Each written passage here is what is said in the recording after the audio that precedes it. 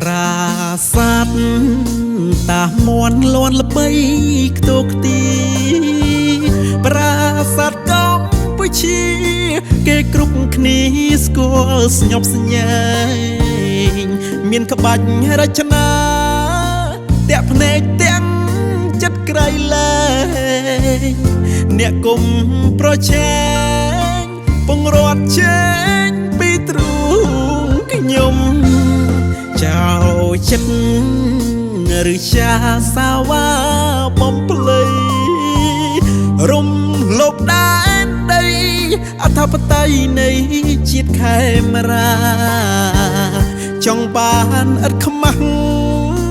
កាលះតាមចិត្តមហច្ឆតាសម្បត្តិដូនតាបដិញ្ញាស្ម័គ្របដូរជីវិតសំដី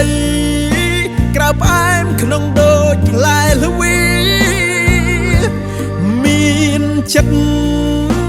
ជាមីលោភលន់សាវ៉ាលោភឆ្មក់ពីក្រោយ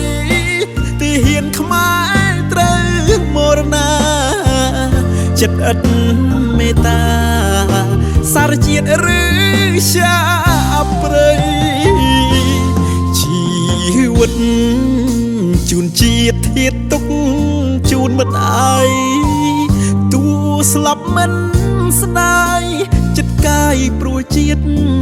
សាសនាការពីប្រាសា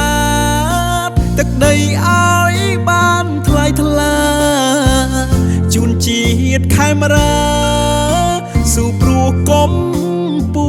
ជារដ្ឋ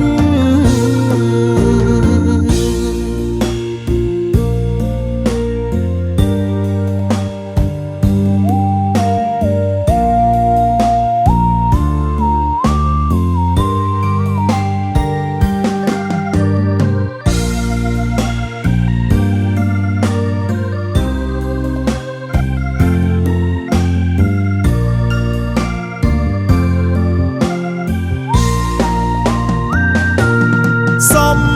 ដីក្រៅផ្អែមក្នុងដូចផ្លែល្វីមានចិត្តជាមីលោភលន់សាវ៉ាលោភឆ្មក់ពីក្រោយទីហ៊ានខ្មែរត្រូវមរណាចិត្តឥត